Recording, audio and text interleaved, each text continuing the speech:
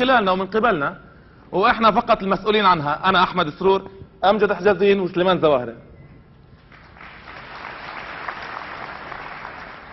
وعشان نبدا بنظريتنا ونطرح افكارنا لازم نحكي كيف توصلنا لها. نحكي عن محافظاتنا واهميتها: عمان، ربة عمون، بيت الملك، في الحضارة، في التاريخ، وجودها المتميز. بدنا نحكي عن الكرك، الحصن المنيع اللي كانت حامية للقوافل من وإلى. بدنا نحكي عن مادبة، ميدبة، والمملكة المؤابية اللي كانت موجودة. احكي عن الرمثة. الرمثة. الرمثة هي منطقة تجارية احكي عن العقبة. العقبة موجود فيها. جرش. جرش هي احكي عن الطفيلة. الطفيلة فيها ينابيع المياه. الزرقاء. الزرقاء مجموعة من معان موجودة في الكرك. حكيت انا.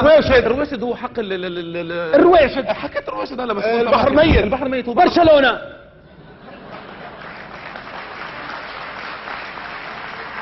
يا شباب، احنا عم نحكي عن محافظات اردنيه، وبرشلونه ما لهاش مكان في السكتش. كيف؟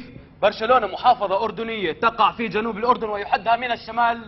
لا مدريد هي المحافظة أردنية تقع في الشمال ويحدها من الجنوب. يا شباب، برشلونه ومدريد فرق كره قدم اسبانيه في اسبانيا، احنا بنحضرهم نتفرج عليهم وبس.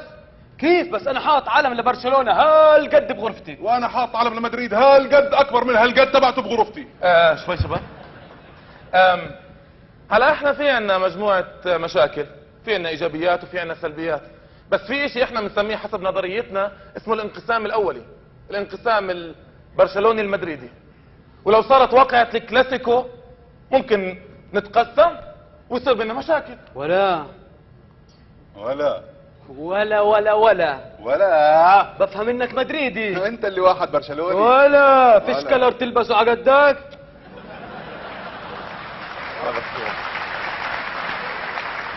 ايوه الولاء لبرشلونة. الولاء لمدريد ولا شباب شوي بس. انا عندي اقتراح، بما انه احنا مملكة واسبانيا مملكة، فشو رايكم نقدم لاسبانيا حسب البروتوكولات القانونية والدولية مشروع قرار انهم يعملوا مباريات ريال مدريد وبرشلونة سبت، اثنين، اربعاء، جمعة، نحضر يوم، نتهاوش يوم، نشجع يوم، نتصالح يوم، ومننام يوم. بعد سنة، سنتين، ثلاث، نفس اللعيبة تاعون برشلونة ومدريد بيزهقوا، فبصير في ريال برشلونة ومدريد الكتالوني. يا سلام. هم بيتوحدوا وانتم بتنسوا مشاكلكم، بتتوحدوا، بتركزوا على الاشياء الاساسيه. سلوم. يلا آسف. حبيبي. حقك علي انا حبيبي. بس يا شباب انا عندي مشكله، كيف واحد ارجنتيني وواحد برتغالي بيعملوا كل هاي المشاكل بين الاسبان؟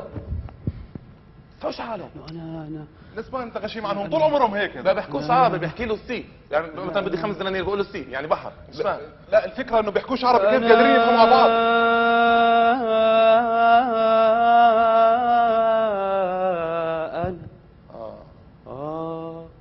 انا عندي مشكلة من وانا صغير هالقد.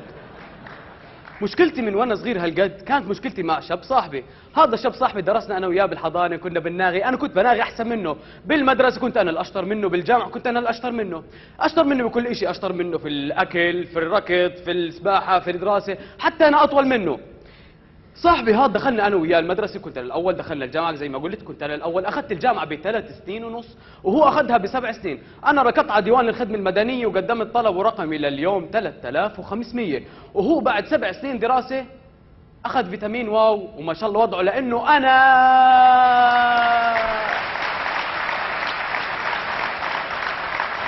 هالقد. يعني مش بس انت اللي هالقد، مشكلتك هالقد وكل شيء في حياتك هالقد. انا اللي مشكلتي على قدي هالقد.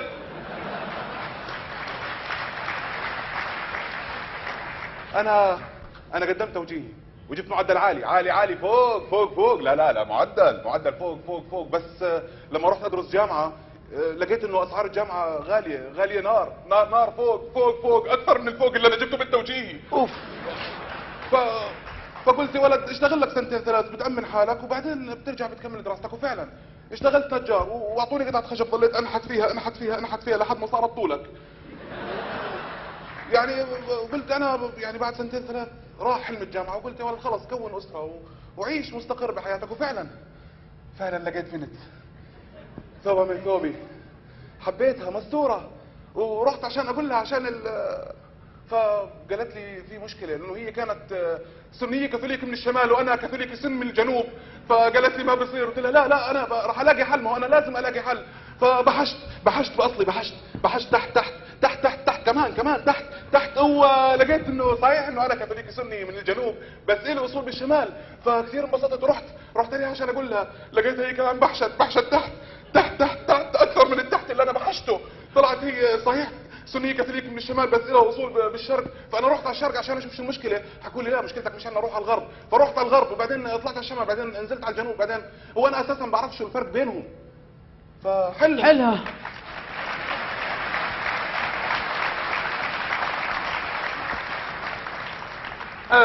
بما اني مواطن درجة اولى فانا ما عنديش مشاكلكم، يعني وظيفتي عندي، سيارتي عندي، بيتي عندي، حياتي ماشي تمام وبعمل اللي بدي اياه وبسوي اللي بدي اياه وبسافر مرتين بالسنة ومبسوط.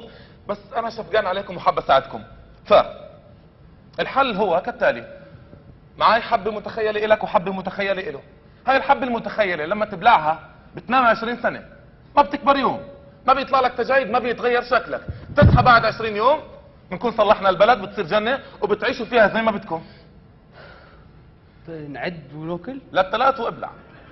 1 2 3 يا الله.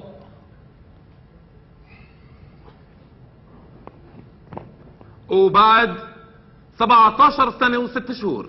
ليش مش 20 سنة؟ لأنه خصمنا منك 16% ضريبة مبيعات.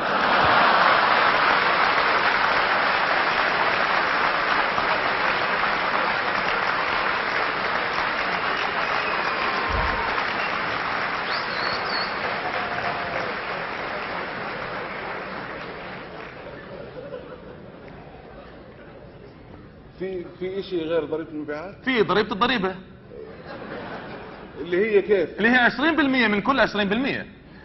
يعني نام خلص. شكله احسن.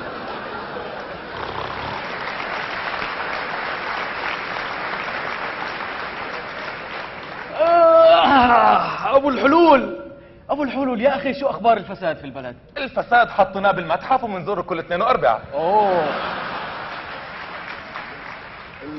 البطالة ابو الحلول. البطالة ما فيش منه هذا الكلام. طيب مشكلتي الواسطة. الواسطة سامع فيها. طب القيم الاجتماعية؟ القيم الاجتماعية الحمد لله كلها رفعت. طيب المعلمين صار عندهم وزارة المعلمين. اوه. الأطباء صار عندهم تأمين صحي درجة أولى. طيب يا اخي والبنزين؟ البنزين زي المي. والمي زي البنزين واثنين مقطوعين. ها؟ مش لأنه ما فيش. مش فاهم. مش لأنه ما فيش، في، بس احنا هلا بنعتمد على الطاقة الشمسية الكهرومغناطيسية. يا سلام. يا سلام. والله عمار. يعني ما فيش مشاكل بالبلد؟ ما فيش مشاكل. يعني كل مشاكلنا انحلت؟ كلها انحلت. طيب يا اخي شو اخبار اسبانيا؟ يا شباب مش قادر. شو في؟ شو مالك؟ يا شباب قلبي بيتقطع. اسبانيا وقعت قلبي. اعطيني عيط اعطيني. إيه. شو مالك؟ شو مال اسبانيا؟ اسبانيا يا شباب. اسبانيا مال اسبانيا. احكي. اسبانيا ولعت بينهم وحدات وفيصلية.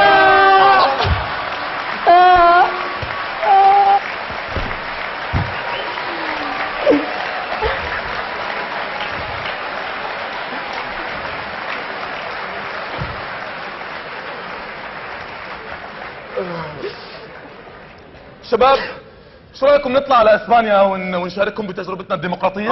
لازم. يلا كيف انت رايح؟ انا من نعور على مدريد. وانت؟ رغدان مدريد. انا بدي اروح من خط القطار السريع بتعرفوه؟ بس المشكله صار خط الباص السريع. بعدين صار خط السيرفيس السريع. بعدين صار خط البسكليت السريع. بعدين صار خط المشي السريع. ولسه ما فتح.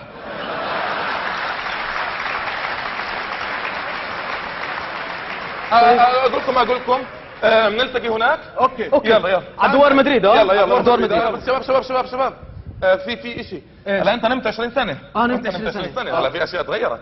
يعني في حدا بينام وبينسى الاصلاح وبينسى البلد وبينسى الحوار. استنى شوي. انت كان عندك اخت صغيره لما انت نمت. هلا لما كبرت صارت 35 فاعتبرها المجتمع عانس يعني عيب. فحكت مع صاحبك، فصاحبك يتقدم لاختك الصغيره وتزوجها. هلا هون سيبك حل مشكلتك معه. وبتتذكر البنت الكاثوليكيه السنيه اللي انت كنت كاثوليكي سني من الشمال للجنوب؟ احترم حالك. لانه انا وحب حياتك تزوجنا واسسنا عائله جميله. يعني مين حكى لكم تناموا 20 سنه؟ يعني انت ضحكت علينا. انت اللي اعطتنا الحبوب. ما همشنا. احنا اساسا مهمشين. يا زلمه روح. الله لا يردني. طيب يلعب. شباب بدكم تتذكروا شغله، إيش؟ انه انت امجد، انت سليمان، انا احمد سرور. احنا ما نمناش كلها ولا. 30 ثانيه على المسرح. احنا اليوم جايين عشان نتحاور وعشان نوجد طرق للاصلاح. فاحنا حكينا شويه مشاكل من وجهه نظرنا وبتمنى تساعدونا في الاصلاح. شكرا جزيلا لكم. شكراً.